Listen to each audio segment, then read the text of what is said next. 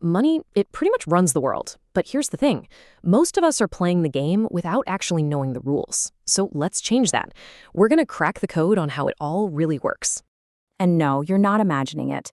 You work hard, you try to save, but it feels like the goalposts just keep moving further and further away, right? That little feeling you get when you see your grocery bill and it's higher than last month? Yeah, there's a very real reason for that. And then there's this other thing.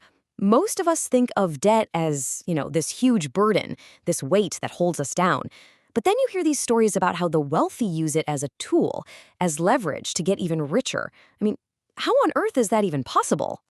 Well, it's not magic. It is a system. And like any system, it has a playbook. And in the next few minutes, we're going to give you that rulebook. We'll walk through everything from the absolute basics of currency all the way to the strategies used by governments and, yes, the wealthy. All right, so first things first, we got to understand what money actually is and where its value really comes from. Because trust me, it's not as simple as the number printed on the bill. I mean, it seems kind of random, doesn't it? A dollar isn't a pound, which isn't 100 yen. They're all just pieces of paper or, numbers on a screen. So why the different values? Who's making these calls? Okay, so here's the key.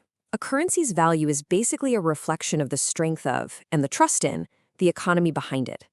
Think of it like a report card for a country's economic health, It's all based on stuff like how much they produce, how much they trade, and how stable investors think the whole operation is. Which, of course, leads to the classic question, if a government is short on cash, why not just, fire up the printing presses and make more? It sounds like such an easy fix, right? But it has a very predictable and pretty dangerous outcome. Okay, let's make this super simple. Imagine a tiny town with a total of $1,000 and 100 loaves of bread. Pretty straightforward. Each loaf costs $10. Now, let's say the government just doubles the money supply to $2,000, but, and this is key, the number of loaves stays exactly the same. All of a sudden, you have twice as much money chasing the exact same amount of stuff. So what happens? The only thing that can happen, the price of bread has to double to $20 a loaf. And that right there is the core concept of inflation. You didn't create any more bread or cars or houses. All you did was dilute the value of every single dollar that was already out there. You just can't print your way to prosperity. It doesn't work. Okay, so we've got the basics down. Now let's level up and look at the playbook governments use to manage their economies. We're talking about two big tools here, borrowing money and taxing goods. So when you hear about, trillions of dollars in national debt, it's not quite like your credit card bill. Governments borrow by selling bonds, which are really just fancy IOUs. And who buys these things? Well, their own citizens, banks, big investment funds, even other countries. And as long as everyone trusts the government will pay them back with interest, the whole system just keeps on rolling. Okay, besides borrowing, the other big tool in the box is a tariff. Now, you often hear it talked about as a way to punish other countries or protect local businesses. But the way it actually works, well, is a little different. The real question is, who ends up paying for it? Okay, let's walk through this step by step. Say a U.S. company buys $1,000 worth of steel from China. Then the U.S. government adds a 25% tariff. That's a $250 tax. Now it's the U.S. company that has to pay that tax to the government. They're not just going to eat that cost, right? Of course not. They raise the price of whatever they're making with that steel. And so that extra cost, it ends up right there in your shopping cart. A tariff isn't really a bill sent to another country. It's a tax that ultimately gets passed down to you. All right, so that's the government's playbook.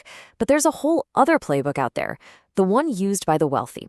And what's wild is that they often use the exact same tools, like debt, but in a completely, totally different way. Okay, this right here is absolutely crucial. For most of us, debt is for things that lose value. Car loans, high-interest credit cards, it's a burden. But for the wealthy, debt is a tool for investment. They can borrow money at really low interest rates against assets they already own, like a stock portfolio, and then use that money to buy more assets that are going to grow in value. See the difference? And here is where it gets kind of brilliant in a way. Let's say you have $10 million in stock. If you sell it, you get hit with a huge capital gains tax bill. We're talking maybe $2 million right there. But what if you just borrow against it instead? Well, you get the cash you need, you pay zero tax because you never actually sold anything, and you still own the original asset that's continuing to grow in value. It is a massive and totally legal tax loophole. And you see the same difference in mindset when it comes to the stock market. You've got trading, which is like a sprint. It's high risk. You're trying to time the market's daily ups and downs. Then you got investing, which is a marathon. You're buying quality assets and just holding them for the long haul, letting them grow over time. One's a bet on the next 5 minutes, the other's a bet on the next 10 years. Okay, so we've got the rules for money, we've got the government's playbook, and the wealthy's playbook. But let's bring it all home. What does any of this actually mean for you? How do these massive, big picture ideas affect your life and your ability to get ahead? Wow, I mean, this chart really says it all, doesn't it? For the past 50 years or so, home prices haven't just risen, they have absolutely skyrocketed. They've completely broken away from the slow, steady crawl of our wages. A house used to be, a standard part of middle-class life. Now, for so many people, it feels like an impossible dream.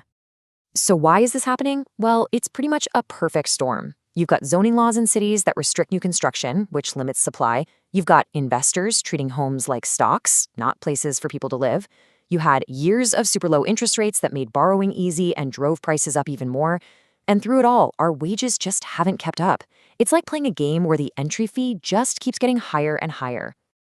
So let's just do a quick recap of the rule book we've uncovered here. Rule 1, money's value comes from trust in an economy, not from the paper it's printed on. Rule 2, printing more money doesn't create wealth, it just creates inflation. Rule 3, things like government debt and tariffs, they have hidden costs that eventually find their way to you. And finally, debt can be either a trap or an incredibly powerful tool. It all depends on how you use it. Look, understanding these rules isn't going to magically solve everything overnight, but it is the essential first step. It shifts you from being just a passive player in this huge system to being an informed one. So the real question is, now that you know the rules, how are you going to play the game?